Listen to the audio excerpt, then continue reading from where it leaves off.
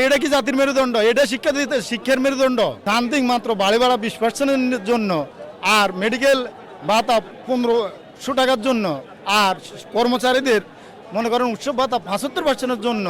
এটা নিয়ে কি আমরা মনে করেন এখানে দাবি দাবা নিয়ে প্রেস ক্লাবের সামনে দাঁড়াতে হয়নি। এটা তো মাননীয় উপদেষ্টা উপলব্ধি করে এমনি বুঝতে পারে, এটা তো আগেও ওয়াদা দিচ্ছে উনি দিবে, তো এটা নিয়ে আবার কিসের আন্দোলন করতে হয়? এটা কি জাতির মেরুদণ্ড? এটা শিক্ষার মেরুদণ্ড। শিক্ষা হলো জাতির উন্নতি, শিক্ষা হলো জাতির মেরুদণ্ড। আজকে যে কাণ্ডটা পুলিশ ঘটাইছে, এটা নিয়ে পুলিশকে এটা নিয়ে শিক্ষা দিচ্ছে শিক্ষকেরা। এই পুলিশেরা যে শিক্ষকদের কয়েকটা লাথি মারছে, এই শিক্ষকরা কি এই পুলিশগুলো এটা লেখাপড়া করা শিখেছে?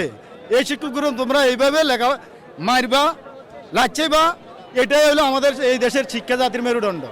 এটাই আপনাদের কাছে আমাদের বিবেক, এটাই আপনাদের এই বর্তমান উপদেষ্টার কাছে আমার কর্তব্য অনুরোধ, উনি এটা দৃষ্টান্ত আকর্ষণীয় মনে করেন বিচার করবে। এই ধরনের পুলিশ যে আচরণ করছে আজকে শিক্ষকদের সাথে, আমার ওনার কাছে আকুল আবেদন প্রধান উপদেষ্টার সাথে, উনি যেন এটা কঠোর আইনত ব্যবস্থা নেয়।